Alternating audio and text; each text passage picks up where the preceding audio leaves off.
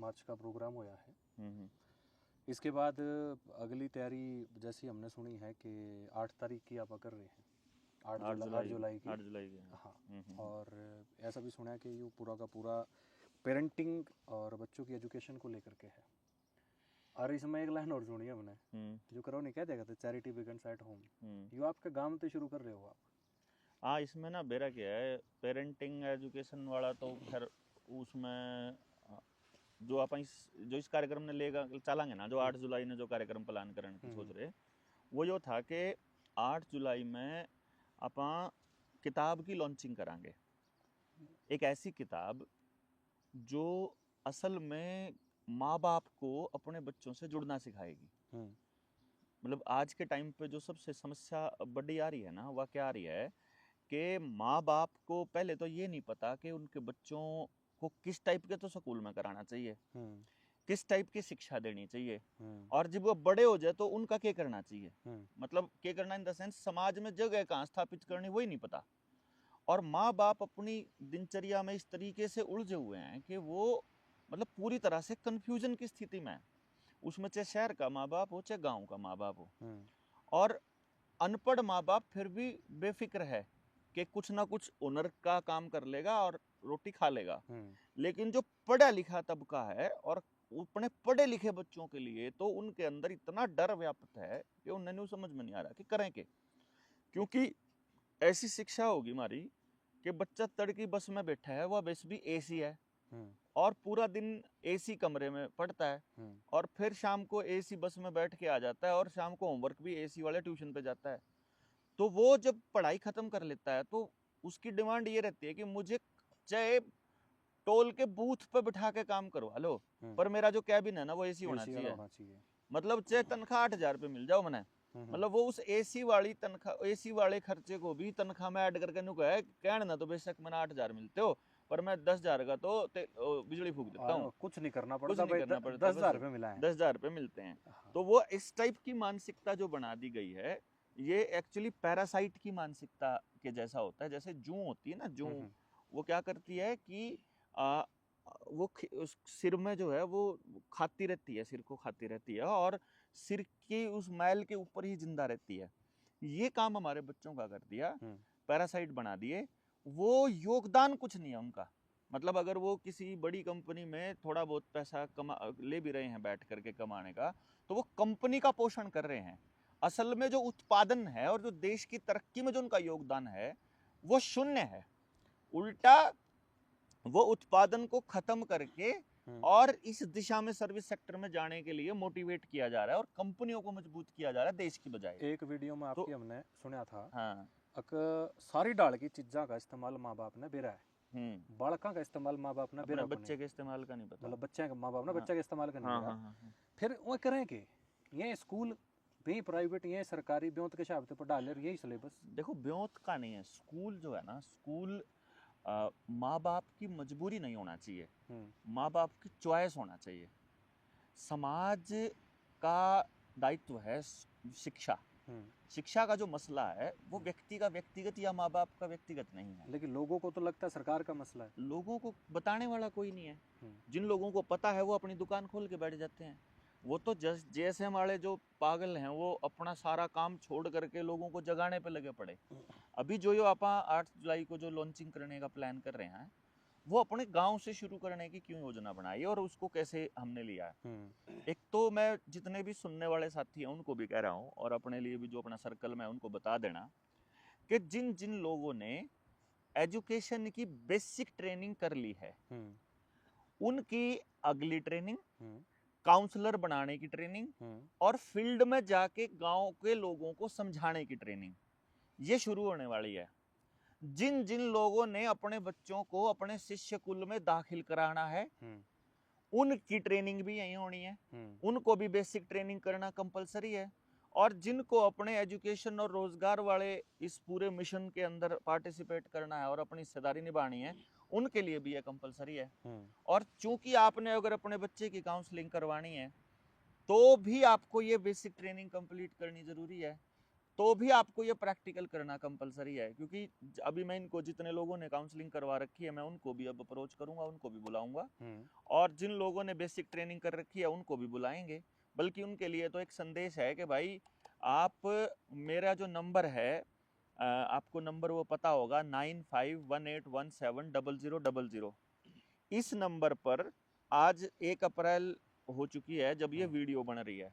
इस वीडियो को 1 अप्रैल की शाम को हम लोग अपलोड करते हैं मान लो, तो 2 अप्रैल को दोपहर के 12 बजे से लेकर और 5 बजे तक आपको मुझे मैसेजेस करने हैं 9518170000 पे कि आप इस मिशन में, इस प्रोग्राम में हिस्सा लेना चाहते हैं और प्रैक्टिकल उस ट्रेनिंग का पार्ट बनना चाहते हैं। क्योंकि हम ये शुरू करेंगे अपने गांव से। मान लीजिए कैंडिडेट हो गए ज्यादा, तो हम पहले बुलाएंगे एक चंक, भाई आप पहले आ जाओ, आप यहाँ से सीख जाओ, अब आप जाके अपने वहां चालू करो, फिर अब दूसरा चंक आएगा, फिर उसको सिखाएंगे और फिर उसको आगे लगा देंगे। इस तरीके से हम शिफ्ट में बुलाएंगे, जितनी हमारी कैपेसिटी होगी उसके हिसाब से। तो आप अपना मैसेज कर देना कि भाई आप तैयार हैं। कुछ लोग हैं जिनके लिए समय अनुकूल नहीं है, वो कहेंगे हम थोड़ा लेट आएंगे, उनके लिए मैं बता देता हूँ भाई हम लोग अप्रैल में ये मिशन अपने गांव से शुरू करने वाले हैं, अप्रैल के महीने से। इसमें 2-3 चीजें हैं जिनकी रुकावटें रुकी हुई हैं। वो एक तो लिटरेचर में हम कि हर गांव में जाकर हम पर्चा क्या दें, हम उनको बताएं क्या कि हम क्या करना चाहते हैं। दूसरी चीज जो हमने देनी है वो है किताब का एक आउटलाइन, कि किताब क्या है, उस किताब के अंदर क्या है। पहले माँ बाप सीख लिया करते थे पेरेंटिंग की कला अपने बड़े बुजुर्गों से और ज्वाइंट फैमिली में। ज्वाइंट फैमिली में बच्चे को अपने सारे तरह के लोग मिल जाते थे एक ही परिवार के अंदर, जिसमें 10-15 लोग रहते हो, और पड़ोस के साथ भी उनका कनेक्शन जो है वो कंटिन्यूअसली रहता था। उस पड़ोस के कनेक्शन की वजह से वो अपने लोगों के साथ में मतलब जुड़े रहते थे पूरे पड़ोस के साथ। तो पूरे समाज का आईना उनको अपने आसपास ही मिल जाया करता था, जिसकी वजह से वो लोग तू सुन ले ना, एक नहीं जाकर सुन ले थोड़ा सा। तो वो लोग जो हैं वो अपने पड़ोस के अंदर ही सारी बातें जो हैं सीख लिया करते थे, और पूरे समाज को समझने का एक बेसिक क्लासरूम उसका घर ही हो जाता था, घर का आंगन या उसका पड़ोस ही हो जाता था। इसलिए उस टाइम पे आपको ऐसी किसी किताब की आवश्यकता नहीं पड़ती थी। आज क्योंकि पूरा का पूरा परिवार टूट चुका है और समाज में आप कैसा समाज होता है ऐसा किसी बच्चे को देखने को नहीं मिलता। पहले टीचर भी गांव का ही होता था, तो टीचर वहां क्या बोल रहा है और गांव में क्या आचरण है वो साफ बच्चे को दिखता था, माँ बाप का सबका आचरण दिखता था। तो लगभग हर आदमी एक्सेसिबल था बच्चे के लिए। आज के टाइम पर बच्चे को जो नॉलेज मिल रही है वो मैक्सिमम इस डब्बे की माध्यम से मिल रही है, जिसको आप मोबाइल कहते हो। इस मोबाइल में जो कोई बड़ा अभिनेता या नेता बना दिया किसी को, वो आदमी असल जीवन में कैसा जीवन जीता है। अब ये लोग तो क्या कहते हैं, वो बड़ी बड़ी वो जो एक्टरनी है वो आती है, कुछ लोग उनको हीरोइन कहते हैं, हीरोइन नहीं है वो तो डूमनी है, मतलब वह एक्टरनी आती हैं, वो एक्टिंग करके कहती हैं कि ये वाली चॉकलेट खाऊंगी मैं, या ये वाला गोबर बर्गर खाएंगे मैं। अब वो असल में क्या करती हैं, जैसे बाइट करी कैमरे के सामने, अब कैमरे में कट हो गया तो वो मुंह में ही है उसके, वो फिर थूक देते हैं वो। उनसे किसी ने पूछा भाई तुमने ये पीते नहीं तुम लोग, ये बोले ये जो कोल्ड ड्रिंक है, ये जो बर्गर टाइप, पिज्जा टाइप, ये जो हम एडवर्टाइजमेंट करते हैं, ये जो स्किन पे लगाने वाले साबुन क्रीम, हम कुछ नहीं लगाते। आप क्या लगाते हो? बोले हम एलोवेरा लगाते हैं, हम दूध लगाते हैं, क्रीम लगाते हैं। उसकी सलाह क्यों नहीं देते तुम? बोले हमारा तो कॉन्ट्रैक्ट है, हम तो वो तो बोल ही नहीं सकती कहीं पब्लिक प्लेटफॉर्म पर कि हम ये यूज नहीं करते जो हम एडवर्टाइजमेंट करते हैं।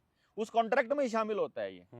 अगर कॉन्ट्रैक्ट को तोड़ दिया तो अगर उनको 5 करोड़ रुपया मिला तो 50 करोड़ देना पड़ सकता है, जो नुकसान होएगा उसकी भरपाई के लिए बकायदा लिखा होता है बकायदा।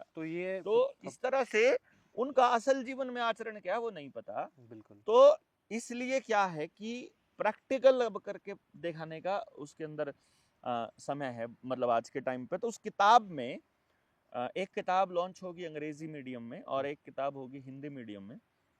माँ बाप दोनों के दोनों हिंदी की लेना चाहते हैं, दोनों इंग्लिश की लेना चाहते हैं, या एक हिंदी एक इंग्लिश की लेना चाहते हैं, उसके ऊपर है। वो किताब की अपनी बुकिंग्स भी चालू होंगी। और हमारा प्लान है कि गांव को पहले जागरूक किया जाए।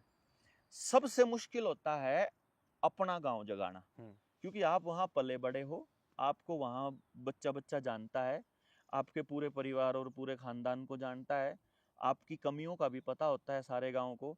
तो जब आप बोलने चलते हो तो गांव वाले ताना भी मार देते हैं, पहले अपनी तो यह बात सुधार ले तू, पहले अपने घर को तो सुधार ले, पहले अपना काम तो कर ले। उस चक्कर में आदमी फिर समस्या से भाग लेता है। यहाँ हमने सोचा समस्या से नहीं भागना, समस्या में भाग लेना है। अब हम लोग क्या करेंगे, अब हम इस समस्या से रूबरू होंगे। भाई जैसे मान लो मेरे परिवार में अगर कोई झगड़ा है, भाई उस झगड़े में अगर मेरे परिवार के जो सदस्य शामिल हैं, उनकी वजह से वो झगड़ा हो रहा है, मेरी तो कोई गलती नहीं है। हम तो उनको समझाने का, मान लो हम जब गांव को देश को हम ये कह रहे हैं कि भाई आपको पंचायती सिस्टम में आना पड़ेगा। अब किसी टाइम पर अगर कोई व्यक्ति पंचायत की उस निर्णय को मानने से मना कर दे, मान लो, तो उसमें तो किसी की गलती नहीं है।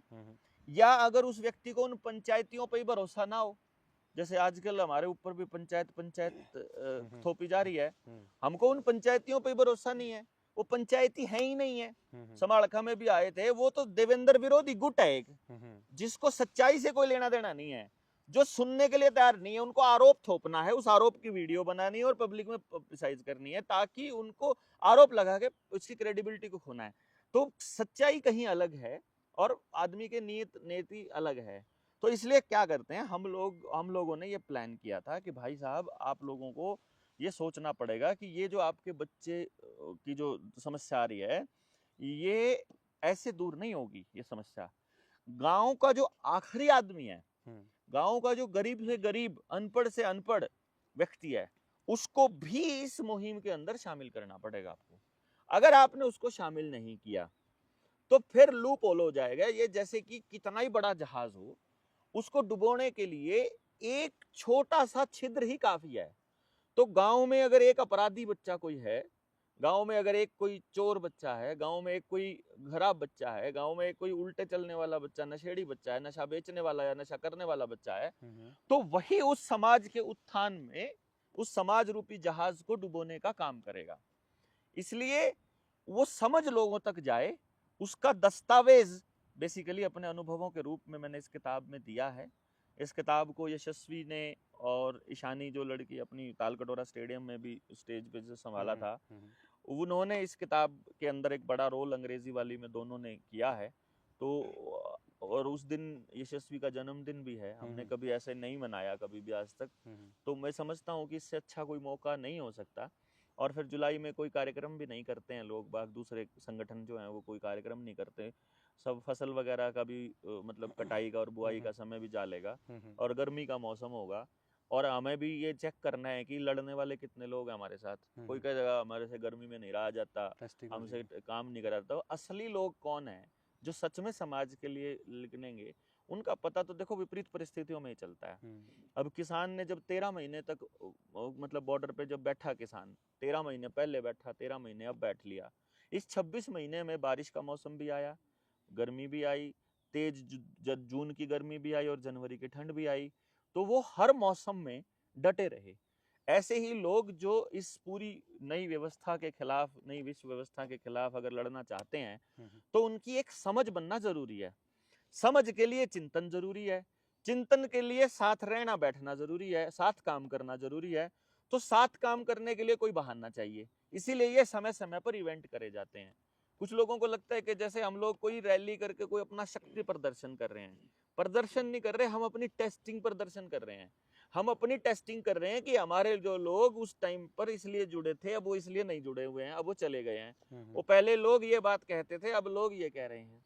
मतलब जो बहाना बना करके लोग हमसे अलग हो रहे हैं, वो बहाने में मान लो वो कहते हैं कि तुम लोग जो है ना, कुछ लोगों ने मतलब एक आरोप लगाया, भाई आप इल्यूमिनाती के सिंबल्स यूज करते हो, इल्यूमिनाती का सिंबल यूज करते हो। उन्होंने कहा, मैंने कहा क्या सिंबल यूज करते हैं? उन बेवकूफों को जाकर के कोई पूछे इल्यूमिनाती के सिंबलिज्म के बारे में तुमको पहली बार किसने बताया था?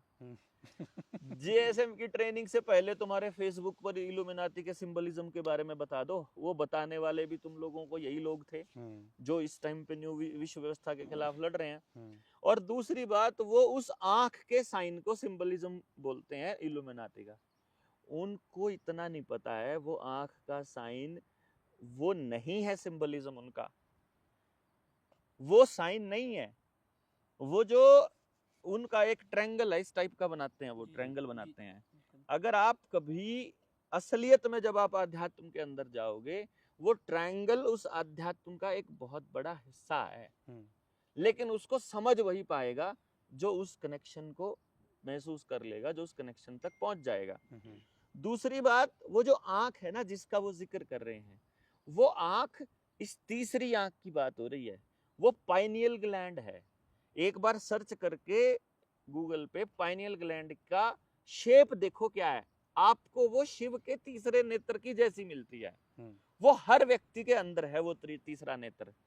वो पाइनियल ग्लैंड के बारे में जो मैं इतने लंबे समय से बोल रहा हूं, वो है वो जिसको वो खोलनी है।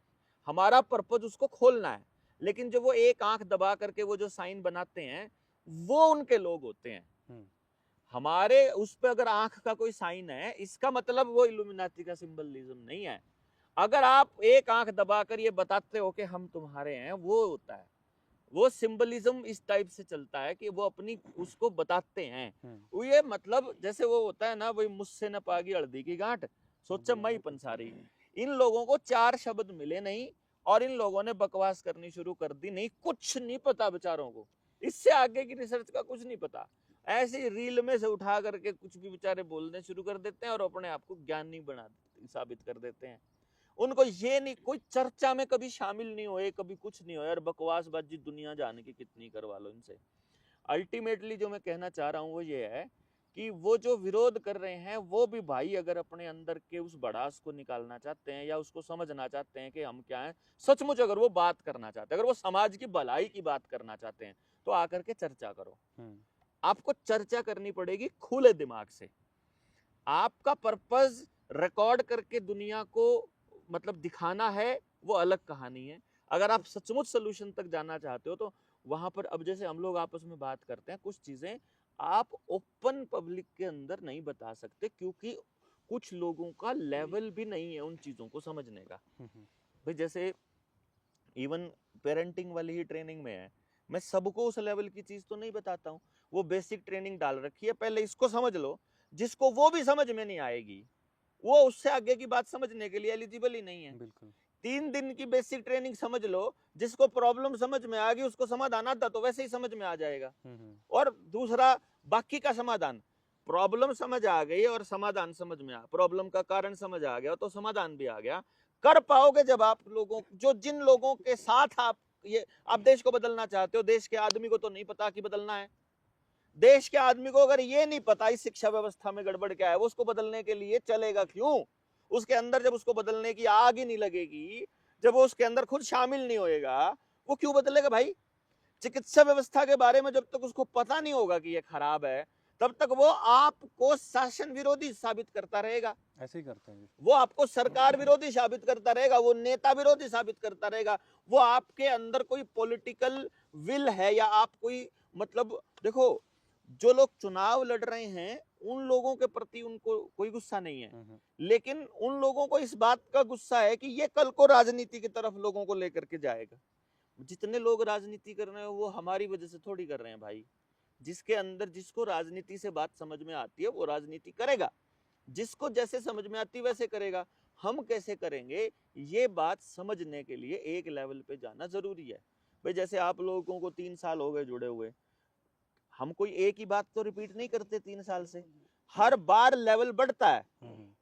जब मान लो हम किसी लेवल पे जाके अटक गए कि देवेंद्र भाई आप तो ऐसे कहते थे, इससे तो समाधान नहीं होगा। अगर इससे नहीं होगा ना तो अपन यूं करेंगे, इससे नहीं होगा तो अपन यूं करेंगे। लेकिन जब तक उस स्थिति पे नहीं पहुंचते तब तक का कोई लॉजिक नहीं है ना भाई। तो वो हमारी समझ किसी बनती है, ये बहुत जरूरी है इस बात, इसको लेकर के जाना। तो इसलिए ये किताब हमने छापी है ताकि किसी मान लो जेएसएम नहीं भी रहता है और कोई आदमी हमसे अलग तरह के काम करना चाहता है तो वो उस किताब से पढ़ के ये देख सके कि बदलना क्या है, फिर ये भी जान सके कि बदलना कैसे है, और अगर उसके अंदर उसके पास उससे बेहतर कोई विकल्प हो तो आकर के वो चर्चा भी कर इस ले। किताब में सॉल्यूशन है, इसमें सिर्फ सिर्फ पेरेंटिंग है, या जो पूरा कॉन्सेप्ट है उसका बेस है जिसकी वजह से नई व्यवस्था खड़ी कर सकते हैं, नई व्यवस्था बना देखो सकते ये हैं? किताब अगर इस मसले पे कामयाब हो जाती है समझाने में लोगों को कि ये एजुकेशन सिस्टम खराब है, बच्चों को ऐसे समझा जा सकता है और बच्चों को इस तरह रोजगार परक शिक्षा दी जा सकती है, यदि ये समझाने में कामयाब हो गई तो इसकी अगली श्रृंखला आ जाएगी, क्योंकि ये एक नेवर एंडिंग प्रोसेस है। ये ऐसी प्रोसेस नहीं है कि आप इस किताब पे ला करके चीजों को खत्म कर दो। ये किताब तो बेसिकली इस चर्चा को अगले स्टेप पर लेकर जाने के लिए है। ये किताब तो उस समझ को बढ़ाने के लिए है। कुछ लोगों के पास वीडियोस देखने का समय नहीं है, लेकिन उनको ये लगता है कि किताब से ज्यादा नॉलेज मिलता है, उनके विचार किताब पढ़ने के बाद ज्यादा चलते हैं, स्वाध्याय से ज्यादा चलते हैं। तो किसी भी माध्यम से, चर्चा के माध्यम से, वीडियो के माध्यम से, पैम्फलेट के माध्यम से, लिटरेचर के माध्यम से या किताब के माध्यम से, जैसे भी हमको तो लोगों को समझाने से मतलब है कि भाई ये वाली बात है और इसको अब आपको आगे लेकर के जाना है। तो ये श्रृंखला का एक हिस्सा है। आज 8 जुलाई को होने में पूरे 100 दिन है जी। 100 या 101 दिन या 99 दिन है, 100 मान के चलते हैं। क्या रूपरेखा है? लोग जब आएंगे तो उनकी रहने की व्यवस्था, खाने की व्यवस्था पर कैसे करेंगे? देखो मच्छर का टाइम है, गर्मी का दिन है, गर्मी के दिनों में लाइट कभी आती है कभी जाती है, एसी की आदत पड़ गई तो फिर हमसे काम भी नहीं होगा। तो हमने इसको ऐसे प्लान किया है कि मैं भी उन लोगों के बीच में ही रहूंगा और हम लोग मच्छरदानी का इस्तेमाल करेंगे, खुले में सोएंगे, मतलब बेसिकली हमारे वहाँ स्टेडियम है गांव के अंदर ही, उसका इस्तेमाल हम करने वाले हैं इस काम के लिए। अपना ये ओपन अपना भंडारा चले, अपना मतलब काम चले। और सबसे पहले ये चलने से पहले मैं गाँव को अपने इसमें शामिल करना चाहता हूँ कि मान लो कोई बीमार हो जाए, गर्मी किसी को लू लग जाए, कोई सेज जाए, कोई समस्या आ जाए, तो उस केस के लिए हम पहले ये समझ लें कि गांव भी तैयार है कि नहीं। मान लो हम तो तैयार हैं गांव को लेने के लिए, तो पहले मैं गांव के हर घर में जाऊंगा, हर घर को जोड़ने की कोशिश करूंगा और उसमें कुछ साथियों का सहयोग लूंगा जिन लोगों को गांव जोड़ने हैं, क्योंकि आपको बताना है कि गांव कैसे जोड़ना है, आपको सिखाना है। तो वो प्रैक्टिकल ट्रेनिंग जो है ना, एक तरह से प्रैक्टिकल ट्रेनिंग है कि प्रत्येक घर तक आप कैसे पहुंचोगे, घर के प्रत्येक सदस्य को आप शामिल कैसे करोगे, आपका जो कमाने वाला है वो शामिल हो जाए इस मुहिम में, वैसे शामिल करके महिला शामिल हो जाए पेरेंटिंग में और दूसरे गतिविधियों के अंदर समझ पैदा करके, और बच्चा शामिल हो जाए एजुकेशन की उस प्रोसेस में, खेलने वाली में या जिसकी काउंसलिंग करेंगे हम। तो घर के प्रत्येक सदस्य को इसमें शामिल करने की योजना है और हर घर तक जाएंगे हम पहले, और फिर हम ये देखेंगे कि मतलब हम कह देते हैं ना गांव वाले बदलने के लिए तैयार नहीं है, गांव वालों को तो फ्री का चाहिए, गांव वालों को तो ये चाहिए वो चाहिए। हम उनके बारे में कुछ एक अवधारणा हमने घर पे बैठ के बना रखी है। हम नहीं चाहते कि ये अवधारणा हमारी घर में बैठ के बने, हम चाहते हैं कि हम प्रैक्टिकली उनसे पूछें। किसी ने बैठकर चैन से पूछा नहीं है कि तुम लोग फ्री के 5 किलो अनाज पर जिंदा रहना चाहते हो या स्वाभिमान से मेहनत करके कमा कर खाना चाहते हो। तुम अपने बच्चों को पेस्टिसाइड वाला या फिर ये केमिकल छिड़का हुआ अनाज फ्री वाला खिलाना चाहते हो या शुद्ध ऑर्गेनिक खिलाना चाहते हो। तुम पेपर की तैयारी 10-10 साल करके और उसके बाद भी चपड़ासी लगना चाहते हो या डे वन से स्वाभिमान से अपनी मेहनत करके अपना मालिक वाली फीलिंग लेकर के जीना चाहते हो। ये बातें किसी ने पूछी तो नहीं है ना उनसे, उनके ऊपर तो व्यवस्था ने ये हालात थोपे हैं और उनके पास कोई दूसरा अल्टरनेट नजर नहीं आ रहा, क्योंकि सबको तोड़ दिया। कभी सोशल डिस्टेंसिंग के नाम पर तोड़ देते हैं, कभी कर्जे के नाम पर तोड़ देते हैं, कभी ईएमआई के नाम पर वो एक दूसरे से अलग हैं, कभी समाज में झगड़ों के कारण अलग हैं, कभी ये जात पात के नाम पर एक दूसरे के बीच में लड़ाई बजवा रखी है, पति पत्नी के बीच में वो महिला के संबंध में वो जो कानून बना करके ऐसे कानून बना दिए जिसमें पूरे परिवार को ही जेल करा देते हैं और खुद वकील इसके अंदर सलाह देते हैं कि ससुर का भी लिखवा नाम इसमें, फलाने का भी लिखवा, नहीं बात बनेगी। जब घुटनों पे आएंगे तब देखे, जब रगड़ेंगे और वो राजी रहते हैं कि हमने उनको रगड़ दिया, ये कर दिया। इस तरह से समाज का एक दूसरे के ऊपर से भरोसा जो है वो बहुत डिगा हुआ है और बहुत शांति से और सब्र से समाज के इस भरोसे को वापस जोड़ना पड़ेगा। ये रातों रात होने वाला काम नहीं है। अगर एक जिंदगी खपा करके भी इस दिशा में अगर आगे बढ़ जाए तो भी मैं समझता हूँ कि ये घाटे का सौदा नहीं है। इसमें तो बल्कि हम लोगों को बहुत सारे समाज के ही सहयोग और पैसे की जरूरत पड़ेगी इसमें। इसलिए हमने ये प्लान किया था कि इस किताब की प्री बुकिंग हम चालू करें। हमने पहले सोचा था कि 11,000 रुपये हम इस किताब की कीमत रखेंगे, फिर सोचा कि नहीं 21,000 रुपये, साथियों ने कहा कि 11,000 तो बहुत थोड़ी है, इसकी 21,000 रुपये रखी जाए। वो 21,000 रुपये रखने का ये पर्पज़ है कि मान लो आपने 21,000 रुपये रखी है उस किताब की कीमत, तो 21,000 रुपये में 2 तो किताबें मिलेंगी आपको, आप दोनों हिंदी की ले सकते हो, दोनों अंग्रेजी की ले सकते हो। तो अभी जैसे अपनी जो एजुकेशन वाली जो इसे वाली किताब है मूल्य का मापक है, वही हमारी डिजिटल जो प्रिंटिंग है 5,000 रुपये की, उसमें MRP है हमारी। तो हमारी वाली की तो 21,000 रुपये की MRP है। तो जो प्री बुक करना चाहेंगे, जो पहले बुक कर देंगे, उनको हम डिस्काउंट भी देंगे। मतलब किताब आने से पहले जो बुक कर देगा उसके लिए अलग है जो चार्जेस। किताब आने के बाद फिर 21 में ही मिलेगी, वो 21,000 में 21,000 रुपये किताब है। दोगे किताब में तो मिलेगा वो सारा एक्सपीरियंस जो पिछले जो 20-25 सालों की जो तपस्या है उसका, तो उसका निचोड़, उसका जैसे आज तक जिंदगी में हमने कभी कुछ कमाया नहीं, मतलब जोड़ा नहीं। इस किताब से भी हम कुछ जोड़ने वाले नहीं हैं। इस किताब का जो पैसा है उसको हमने डिस्ट्रीब्यूट करने का सोचा है। एक हिस्सा तो इसकी प्रिंटिंग पे जाएगा, ये पहली प्रिंटिंग और अगली प्रिंटिंग, बल्कि पिछली रुपए वाली किताब की प्रिंटिंग के पैसे भी नहीं अब तक दिए लिए हमने, वो भी देने हैं। तो ये भी इसी से जो इनकम आएगी वो भी हम देंगे, या जो दान से आएगा पैसा उससे। तो एक तो ये चलेगा एक हिस्सा तो प्रिंटिंग का। दूसरा हिस्सा जाएगा जो इसके सहलेखक हैं, जो यानी जैसे अब ईशानी ने कितनी मेहनत करी है इसके ऊपर खूब मुझे पता है, यशस्वी ने बहुत मतलब मेहनत की है। जिस टाइम पे बच्चे, अब 18 साल तो उम्र है उसकी, उस टाइम पे जहाँ बच्चे रील देखने में और ये बेफजूल की चीज़ों में उलझे पड़े रहते हैं, वहाँ यशस्वी इसके ऊपर बैठ के चर्चा करता है घंटों, मेरे साथ भी करता है, ईशानी के साथ भी, और इस तरह से करता है। तो वो एक हिस्सा जाएगा उनको लाइफ टाइम के लिए कि जब भी किताब बिकेगी तो उनको एक रॉयल्टी जाती रहे। मतलब मैं अपने लिए कुछ नहीं रखा हुआ इसमें मैंने। और जो एक हिस्सा जाएगा फिर JSM के लिए, मतलब JSM के अंदर। और एक हिस्सा इसमें जाएगा फिर जो हमारा काउंसलर होगा उसको, यानी कि जैसे अभी मैं जब ट्रेनिंग दूंगा तो हमारे 200, 500, 700 काउंसलर्स तैयार होंगे। अब वो काउंसलर समाज के लिए लगे हुए हैं, उनके लिए कौन लगेगा? मान लो वो कोई काम करते थे पहले, अब उनका काम छुड़वा करके मैंने कह दिया ना ये काम नहीं करना, तुम आके गांव को समझाओ, वो तो समझा देंगे, उनके बच्चों को कौन पालेगा? तो एक हिस्सा उनको पर काउंसलिंग हम उसको देने वाले हैं, यानी कि उस रुपए का जो डिस्ट्रीब्यूशन है वो ऐसे करके उस काउंसलर का घर चलेगा ताकि उसे पता लगे मैं कमा रहा हूँ समाज की मदद से। उसको ये ना लगेगा ना कि मैं मतलब मैं कमा रहा था इसलिए मतलब भाई JSM में कोई कहता है भाई मेरा ना घर का खर्चा चला दो, मैं JSM में फुल टाइम देने को तैयार हूँ ना भाई। हम नहीं, जो फुल टाइम दे रहे हैं आज तक, जिन्होंने 3 साल दिया है, अब उन लोगों को अब फुल टाइम का अगर वो काम करना चाहते हैं तो उसका अब डिस्ट्रीब्यूशन, बल्कि एक और हमने प्लान किया है दूध के ऊपर। हमने मतलब जो भी एनिमल है, चाहे ऊँटनी भी है, बकरी भी है, गाय है, भैंस है, उनके वाइटल्स को ठीक करने के लिए और उनके जो पोषक तत्व हैं उनको पूरा करने के लिए शरीर के, एक हमने आयुर्वेदिक पद्धति से एक फॉर्मूला तैयार किया है जो कि उस पशु के ओरिजिनल दूध की पोजीशन तक आ जाता है। मेरे ख्याल से आप लोगों ने तो उसको टेस्टिंग भी किया है। हाँ, टेस्टिंग हो चुकी है। तो गाय का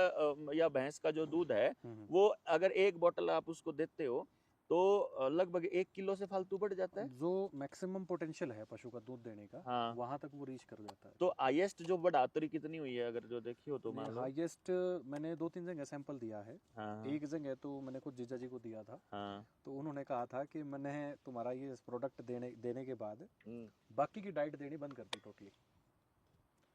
चलो उस वजह से लेकिन बढ़ोतरी तो फिर भी हुई। उसने कहा कि आधा लीटर दूध मेरा फिर भी बढ़ा है, फिर भी बढ़ गया। जो दूध डाइट देने के बाद भी नहीं बढ़ रहा था, मैंने डाइट छोड़ के सिर्फ आपका प्रोडक्ट दिया तो आधा लीटर दूध। तो अगर डाइट भी दे रहे होते तो और ज्यादा बढ़ता। तो 1 लीटर कम से कम है, यानी कि अगर मान लो वो 1 महीना चल जाती है एक बोतल, अगर 500 रुपए की एक बोतल आप दूध देते हो उसको, जानवर को दे रहे हो, पहली बात उसका कोई साइड इफेक्ट नहीं है, दूध बढ़ाने वाली नहीं है, वो हर्बल है प्योरली। तो एक तो 1 लीटर दूध अगर डेली का बढ़ गया आपका, और अगर आप 50 रुपया भी उसकी कीमत लेते हो तो 1500 रुपये डेली का बढ़ गया आपका। 1500 रुपये बढ़ गया ना, यानी कि 500 रुपये इन्वेस्ट करके आपको 1500 का फायदा। तो इसके प्रोडक्ट को हम हर गांव तक लेके जाना चाहते हैं। तो जितने भी बेरोजगार साथी हैं जो JSM से रोजगार के चक्कर में जुड़ना चाहते हैं, देखो इसमें जो पहले से जुड़े हैं उनको तो हम लीडरशिप पोजीशन पे लेकर के जाएंगे, जब नए जुड़ना चाहते हैं वो अब इनकी लीडरशिप में वो काम करेंगे, जब उनकी प्रामाणिकता हो जाएगी तो वो फिर इस पोजीशन पर आते जाएंगे। ऐसा करके हम हर गांव तक जाके लेके जाना है, पंजाब में भी जाना, छत्तीसगढ़ में, महाराष्ट्र में। तो हमको इसके लिए उन लोगों की जरूरत है कि महीने का 15,000 रुपया तो आपकी सैलरी, और ये जितना आप और सेल करोगे उसका पर प्रोडक्ट आपकी इंसेंटिव। तो मतलब आप 1 लाख कमाना चाहते हो, आप 5 लाख कमाना चाहते हो, आपके ऊपर है, आपकी लिमिट है, आपकी कोई लिमिट नहीं है, आप कितना महीने का कमाना चाहते हो। दूसरी बात, इसमें बनाने वाले को भी, इसमें जो बनाने वाली कंपनी है उसने हमको मैन्युफैक्चरिंग के रेट पे ही हमको देने के लिए यस कर दिया है। तो उसका फायदा ये होगा कि उससे एक हिस्सा जेएसएम को भी जाएगा, जो आपकी इनकम होगी उसका हिस्सा। मतलब ये हो गया, कहने का मतलब है कि किसान को भी फायदा, जेएसएम को भी फायदा, और उसमें काम करने वाले बंदे को भी फायदा। मतलब उसमें नुकसान किसी को नहीं। ये भी नहीं है कि भाई हम कोई पशु का तो है ही, पशु का तो लाभ है ही है, वो भी अपने मैक्सिमम उस तक पहुंच जाता है, सारे उसके जो विटामिन है वो पूरे हो जाते हैं। तो ये भी एक लाभ है। यानी जेएसएम से जुड़ने वाले प्रत्येक माँ बाप को फायदा होगा उसके बच्चे के मामले में, प्रत्येक किसान को फायदा होगा उसकी खेती ठीक होने में, व्यक्ति को फायदा होगा उसका स्वास्थ्य ठीक होने में, और इधर से शिक्षा वाले में मुद्दे में हो गया, रोजगार वाले मुद्दे में हो गया, उधर से पॉलिटिक्स के ऊपर भी हम अपनी लॉन्चिंग करेंगे कि समाज से अच्छे लोग समाज देने लग जाए। जब एक बार समाज की बात जाएगी तो इस न्यू वर्ल्ड ऑर्डर को चारों तरफ से घेरेंगे, तब जाके बात बनेगी। और तब जाकर के हम उन जो ये नए नए कानून बना दिए हैं इन लोगों ने, अगर आप संख्या में थोड़े हैं तो आपको रगड़ देंगे कभी भी पकड़ के। आप इतना आसान मत मानिए। आज के टाइम पे इन्होंने ये सुनिश्चित किया हुआ है कि बिना समझ के आदमी को तो ये जब मर्जी रगड़ देंगे। इसलिए समझ को डेवलप करना और समझ से हिम्मत लेकर के आना, लालच और डर से मुक्ति दिलाना, ये प्रोसेस लंबी है थोड़ी सी, क्योंकि पिछले 40-50 साल का वो किया हुआ था पूरा का पूरा सिस्टम, और उसकी वजह से सारी गड़बड़ हो रखी थी।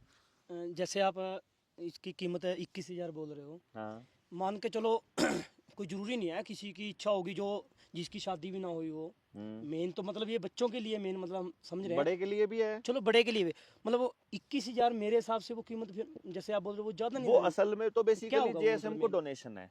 ठीक है, ठीक है, मतलब अल्टीमेटली तो वो ये है, इसको किताब की तो कीमत वो अनलिमिटेड है। जी। जैसे मैं काउंसलिंग करता हूँ ना, तो काउंसलिंग के लिए अपॉइंटमेंट की डेट में, अपॉइंटमेंट का रेट मैंने 1.5 लाख रखा है। काउंसलिंग की कोई फीस नहीं, एक तरह से ये समझो आप, अपॉइंटमेंट है 1.5 लाख की, जी। मिल लिया, पैसे पूरे हो गए। अब बता, अब मान लो काउंसलिंग के बाद अगर अगले बंदे को लगता है कि ये वेस्टेज था हमारा, तो भी पैसे वापस देने की भी गारंटी होती है। 20,000 छोड़ के बाकी सारे पैसे वापस कर देते हैं। बिल्कुल। परंतु जब मैं उस काउंसलिंग के बाद उस माँ बाप से पूछता हूँ क्या ये 1.5 लाख रुपए ज्यादा थे आपको लगे, उन्होंने कही तो थोड़े थे। ये तो जब मुझे कर लो, चलो मैंने तो की है, हाँ, तो मैंने भी बोला ये चीज तो। आपके तो 3 लाख बने थे। जी जी जी। 2 बच्चे थे, इसके तो 3 लाख थे। 3 लाख रुपए ज्यादा है, तो ये पेरेंट कह ही नहीं सकता कि 3 लाख। मान लो कोई बंदा 3 लाख दे के उसके बाद भी जेएसएम को डोनेट कर रहा है, उसके बाद अपना दिन भी दे रहा है, अपने टाइम भी दे रहा है, तो इसका मतलब क्या हो गया कि भाई अगले बंदे को उसकी वैल्यू फॉर मनी से फालतू की चीज मिली है। पहली बात तो अगर वो बंदा जो है वो ये कहता है कि ये 21,000 रुपए की किताब नहीं है जी, किताब पढ़ने के बाद एक फीडबैक लेटर मेरे को वापस दे जाए, किताब भी दे जाए और अपने पैसे ले जाए, मतलब पहली बात तो ये है। बात का तोड़ ही हो गया। बात उसमें मतलब आप काउंसलिंग की भी बात कर रहे थे कि अगर कोई वो बंदा अपनी काउंसलिंग कर ले, जीवन में उसको अपने से संबंधित कभी कोई सवाल नहीं। पूछना, अपनी जिंदगी में उसको कोई टेंशन हो रही है, उसको रिलेशंस खराब हो रहे हैं, उसकी नए रिश्ते नहीं बन रहे, उसकी गर्लफ्रेंड उससे नहीं समझ रही, ना वो नहीं समझ रहा अपने पेरेंट्स को, वो उसके और जिंदगी के रिलेशन है, अपने जीवन में मैं क्या करूं, मैं किस रास्ते पे जाऊं, वो रास्ते के लिए अपने काउंसलर्स बैठे होंगे ना उससे बात करने के लिए, वो उसमें फ्री है। वही चीजें बोल रहा हूँ मैं, जैसे अगर कोई 21,000 की वो बुक लेता है तो उसके वो बच्चों की मतलब काउंसलिंग होगी इससे। तो वही तो कह रहा हूँ ना। अच्छा हाँ, वो हमारे काउंसलर्स जो ये तैयार करे हैं, फिर तो वो 21,000 भी कम है अगर वो काउंसलिंग होती है, मतलब अगर सिर्फ बुक का उसकी रेट खुद है की फिर भी वो हो जाएगी, उसकी खुद की भी होगी काउंसलर्स की मदद से, वो पैसा काउंसलर्स को जाएगा। जी जी जी। मेरी काउंसलिंग का तो 1.5 लाख ही है, ठीक है, मेरे से किसी ने करानी है तो उसका तो वही है। जी जी, मतलब वो जो बच्चा है ना उसका नहीं है जी। और जैसे आप जैसे गांव में बोल रहे हो कि अपने गांव में आप ये मुहिम चला रहे हो, जैसे कोई भी अगर जैसे मैं अपने गांव की बात करूं कि मेरे गांव से अगर हम 2 या 3 साथी आए और जो आप सिखाओगे वहाँ जैसे भी प्रैक्टिकल, क्या वो सेम टू सेम जो आप अपने गांव में करना चाहते हो, हम्म। क्या हम अपने गांव में कर पाएंगे फिर? अरे तुम 10 गांव में कर लो, तो तुम्हारी कैपेसिटी के ऊपर है ना आप लोगों की। भाई नहीं, जस्ट मैं अपने गांव की हो पाएगा, जो आप अपने गांव में करोगे वो सेम होगा। अगर मैं अपने गांव में कर सकता हूँ जी और आपको लगा कि वही करना चाहिए, तो फिर मेरे तो 10 हाथ नहीं है, मेरे तो 50 समझ नहीं है, मेरे से समझ लो ना, मेरे से आपको कहीं दिक्कत कहाँ आ रही है वो पूछो ना। जी जी जी जी। अगर मैंने कर दिया तो आपको क्या दिक्कत है फिर करने में, और फिर किसी भी गांव को क्या दिक्कत है करने में। फिर तो ये मतलब जैसे आप बोलते हो क्रांति का आगाज वगैरह, ये तो हो जाएगा फिर मेरे हिसाब से इससे। उसमें दिक्कत बताओ ना जी। क्या है भाई। अगर मान लो मैं अपने गांव में जा करके मैंने अपनी टीम तैयार करी, अब जो पूरे जी जी इंडिया में जी, मैंने उनको इनवाइट दिया, भाई आप में से जो आ सकता आ जाओ, किसी के ऊपर कोई जबरदस्ती हमने आज तक कहीं पे नहीं करी, ठीक है। आप जो आ सकता है आ जाओ, उसका पार्ट बनो, जितने दिन बन सकते हो बनो, सीखो और अपने लिए काम कर लो। आपको असल में तो अपने गांव पे ही काम करना है ना। जी जी। मेरे गांव पे काम करना आपका, मुझे आपको अपने गांव पे नहीं लगाना। मेरे गांव का आदमी अभी समझने में पीछे है। आपने चीजें पहले समझी हुई हैं, बरती हुई है, देखी हुई है। जी अब आप मेरे गांव के लोगों को समझाने के लिए जाओगे तो गांव मेरे पास आएगा, अपने पास मतलब जब आएगा बात करने के लिए, उसमें से क्या हमारे को 15-20 योद्धा नहीं मिलेंगे? जी बिल्कुल। मिल गए। अब मिल गए, गांव के गांव में योद्धा तैयार हो गए, अब आपका काम खत्म हो गया गांव में। वो गांव वाले अपने गांव को अपने आप संभाल लेंगे, हम लोग तो फिर सलाह देने वालों में बैठे रहेंगे पीछे। बिल्कुल बिल्कुल। हमारा काम खत्म हो गया, इधर से फिर दूसरे गांव में चल पड़ेंगे। ये 15 लोगों को फिर कहीं और गांव में दूसरे गांव को सिखाने के लिए चल पड़ेंगे, यही 15 लोग। अब उस गांव के भी 15 हो गए, अब कितने हो गए? 30 हो गए हमारे पास। जी अब जितने जेएसएम के हैं उससे प्लस 30 हो गए। अब ये 30 जब किसी गांव में जाएंगे, अब ये 30 10 गांव में जा सकते हैं, तो अब वो 10 गांव में 10-10 तैयार हो गए, तो 300 हो गए। इस तरह से वो मल्टीप्लाई होके एक गांव दूसरे गांव तीसरा गांव करके ये 7,000 गांव तक जाना कोई बड़ा काम नहीं है। और फिर तो पूरे देश में 7 लाख गांव तक जाना भी कोई मुश्किल नहीं है। नहीं, मान लो मैंने भी एक मतलब जैसे मैंने अपने गांव में भी मतलब 2-2.5 लाख गांव है शायद पूरे इंडिया के अंदर। हाँ जी जी। हाँ, क्या था गांव में? तो मैं गांव में निकला, मतलब जैसे ज़्यादा नहीं, किसी 2 4 या 10 लोगों से बात की है ना। हाँ तो जिनसे बात की है, जो उनमें से 2 या 4 लोग जो समझे है ना चीज़ को, अरे वो तो ये बोलते हैं यार जो आप ये बोल रहे हो ना, अगर ऐसा हो जाए फिर तो जिंदगी बदल जाएगी। तो मतलब हाँ हाँ, ये मानते हैं वो जब समझने के बाद, पर समझने के बाद, भी यार ये तो बहुत बढ़िया बात है, समझने मतलब। से पहले तो उनको लगेगा कि ये लोग अपना कोई सामान बेचने जी आए जी हैं, जी जी ये लोग कुछ मतलब प्रोपेगेंडा रचने आए हैं, वो कुछ भी समझ सकता है। पर उसके साथ आपको समय बिताना पड़ेगा। ये जो लोग अपने खिलाफ, जेएसएम के खिलाफ बोल रहे हैं ना, जो देवेंद्र बलारा के खिलाफ, जेएसएम के खिलाफ तो कोई भी नहीं बोल रहा, जो देवेंद्र बलारा के खिलाफ बोल रहे हैं ना, वो ये तो- कौन लोग हैं? उनकी व्यक्तिगत बात जिन्होंने देवेंद्र ने जब नहीं मानी, उनको व्यक्तिगत अटैक फील हुआ। जैसे मैं आमतौर पर ये कहता हूँ कि यार अपनी दुकान तो चल गई, अपन जैसे जेएसएम में 3 साल चलने के बाद मैं ये बोलता हूँ भाई 3 साल तक, ले सुनिए क्या कब है उसको लग रहा भाई 3 साल तक आ, अगर कोई दुकान चल जाए जी जी तो वो आगे भी चलती रहती है, प्रॉफिट हाँ, देती बिल्कुल। रहती है। तो अब जेएसएम को दुकान थोड़ी ना बोल रहे हैं आप, जी जी जी वो एक Example मेटाफर था, जी, जी। मेटाफोरिक फॉर्म है, बिल्कुल ठीक है बिल्कुल। ना, मेटाफोरिक फॉर्म है। उसमें हमने मेटाफोर तरीके से बताया, एक रेफरेंस दे करके बताया कि भाई ये दुकान का। अब जैसे दिल्ली में मैंने कह दिया एक दिन के भाई कुछ लोगों ने अपनी दुकान खोल ली थी, उसका ये मतलब नहीं है कि वो कोई बिजनेस करने लगे थे या कोई पैसा लेने लगे थे। उनको अपनी समझ का लेवल बस इतना ही बढ़ाना है कि वो शब्द जो दुकान है वो मेटाफर था, उसके लिए वो खुंदक बाल के बैठे हुए हैं। और अगर कोई व्यक्ति समाज के विषय में इतना सोचता है और वो किसी के एक शब्द को पकड़ करके अगर उसके पीछे पड़ जाएगा, मतलब इससे घटिया सोच का तो आदमी कोई भी नहीं हो सकता ये यार। तो है ये, बिल्कुल। मतलब आपको प्रैक्टिकल प्रॉब्लम बताओ। वो कहता है कि भाई देवेंद्र ने लोगों से पैसे लिए, काउंसलिंग के पैसे लिए और काउंसलिंग नहीं करी।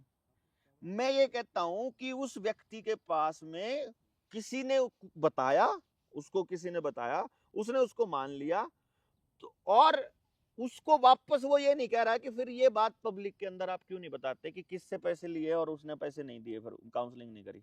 भाई अपन एक नियम है, देखो जी काउंसलिंग का एक नियम है। किसी व्यक्ति ने मेरे पास फोन किया तो मैं उसको एक वॉइस मैसेज भेजता हूं फिर, जी ताकि बाद में कल को लड़ाई ना बजे। बिल्कुल। वॉइस मैसेज क्या होता है? भाई अपॉइंटमेंट की फीस 1.5 लाख रुपया है, अर्जेंट मिलना हो तो 20,000 रुपया एक्स्ट्रा है, आपके बच्चे को पूरी तरह से एक्सप्लेन करूंगा, यदि आपको लगे कि ये सारा कुछ काम का नहीं था, तो आप जो है ना फीडबैक फॉर्म में लिख करके जी। और 20,000 रुपया छोड़ के पर बच्चा, बाकी का पैसा मैं आपको वापस दे दूंगा। ये 20,000 रुपया मेरे उस समय की जो थोड़ा बहुत था उसकी कीमत मैंने ले ली। आप अब इसमें दूसरा ऑप्शन ये आता है कि कोई पेरेंट मेरे पास फोन करता है, वो बोलते हैं जी देवेंद्र भाई मुझे काउंसलिंग करानी है। मैंने कहा अपॉइंटमेंट की फीस ये है, वो आपको एडवांस देनी होती है, एडवांस दे दी। 10 दिन के बाद उसको मिल गया इसी टाइप का कोई आदमी, मेरा विरोधी, उसने उसके कान भर दिए। अब वो कहता है मुझे पैसे वापस चाहिए जी। अब नहीं मिलेंगे वापस। दुकानदार कभी भी मतलब बिजनेसमैन जो है वो पैसा वापस नहीं करता। वो क्या कहता है या तो कुछ और सामान ले ले जब दुकान पे आप जाते बिल्कुल। हो। मैं क्या कहता हूँ, ये पैसा अब वापस नहीं मिलेगा, आप काउंसलिंग करवाओ, बिल्कुल। काउंसलिंग करवा के फीडबैक फॉर्म में लिखो, हाँ, फिर वो मिल 20 भी नहीं रखूंगा, वो सारे दे दूंगा। मैं समझ गई, बिल्कुल। मतलब बिल्कुल। मैं ऐसे नहीं है कि आप किसी की मतलब आप मेरा पहले समय बर्बाद करोगे। उस टाइम पे मैं किसी और पेरेंट को बुला सकता था, मेरा टाइम मतलब सारी बातें बिल्कुल। पूछ लोगे, सारा कुछ कर लोगे और उसके बाद में फिर कह दोगे कि मुझे नहीं, मैंने खेलता था रिगेल। बिल्कुल, ये नहीं बिल्कुल। चलेगा भाई। ऐसे तो टाइम बर्बाद करने वाले लोगों की लिस्ट बड़ी तैयार हो जाएगी लंबी। ये तो है ही है। आप एडवांस में पेमेंट दे करके आओ, और अगर आपको फ्री में काउंसलिंग करानी है ना मेरे से, आपकी नियत ये है, वो लिख आप दो। पैसे लिख दो कि ये काउंसलिंग बेफजूल थी, बिना मतलब कि अपने पैसे ले जाओ, मुझे आपका पैसा नहीं चाहिए, जी। पैसे के लिए काम नहीं करता मैं। बिल्कुल, बिल्कुल। तो इसमें मैंने ये कभी कोई ऐसा नहीं हुआ। एक था पुलिस वाला, चंडीगढ़ पुलिस का बंदा था, जी, जी। किसी से सिफारिश कराई उसने, मैं तो टाइम नहीं देता मैं पुलिस वालों से बात, मैंने कहा पुलिस वालों से तो मतलब ही नहीं है, क्योंकि उनके पास समय होता नहीं, बच्चे पे वो टाइम देते नहीं, इल्जाम हमारे ऊपर आते कि तेरी काउंसलिंग से कुछ बदला तो है नहीं। उसने सोचा था, वो अखबार में पढ़ के सोच के आया था, अखबार में भी हमने बच्चों को तैयार किया और ये किया। उसने सोचा था कि ये जो पैसा है जो 1.5 लाख है, ये बच्चे को तैयार करने का है। मैं कहा मैं सलाह देने का है, तैयार आपने करना है। बिल्कुल। मैं काउंसलिंग के टाइम पे भाई गजब, अगर ऐसा हो गया तो मैं ऐसा करूंगा और वो करूंगा, वो सब बता के गया। 2 महीने के बाद उसका बच्चा जो है वो बदमाशों के साथ में घूम फिर रहा था, तो मेरे पास उसने वॉइस मैसेज भेजा, बलारा जी आपकी काउंसलिंग के बाद कोई फर्क नहीं पड़ा। अरे भाई वो दवाई नहीं थी मेरे दोस्त, हाँ। आपने जो जो चीजें मैंने कही थी वो उस पे काम किया क्या? बिल्कुल। उस पे मैं क्या काम करूं, उस पे तो आप काम करेंगे, मैं क्यों करूंगा भाई?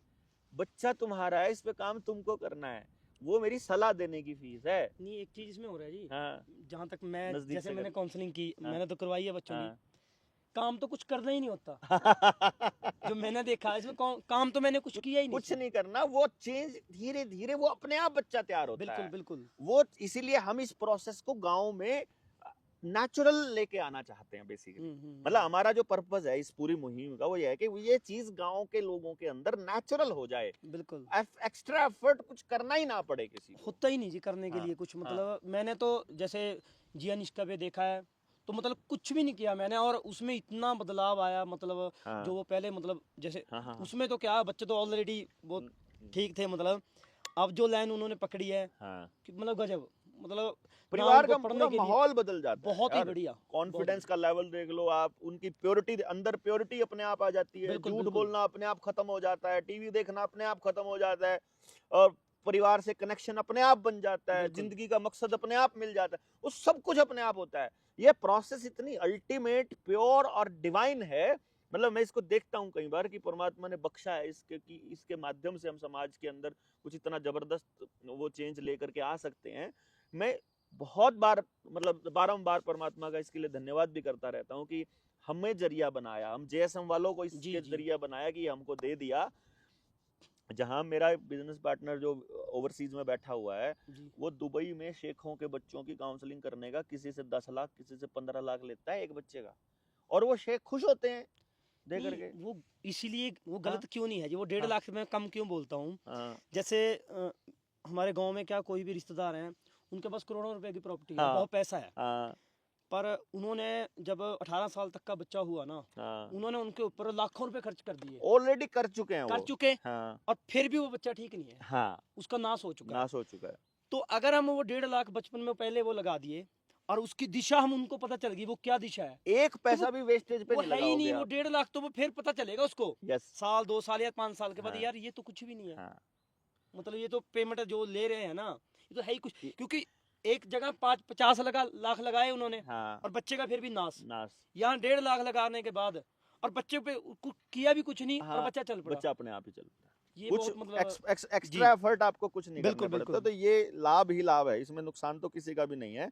तो जब गांव इस चीज को महसूस करेगा ना, तो आई होप ये खूब आएगा। तो जितने भी अपन जेएसएम वाले साथी हैं जिन्होंने बेसिक ट्रेनिंग कर रखी है भाई, वो 2 तारीख को 2 अप्रैल को 12 बजे से लेकर और 5 बजे तक मुझे संदेश भेजेंगे कि आप इसमें आना चाहते हैं इस मुहिम में।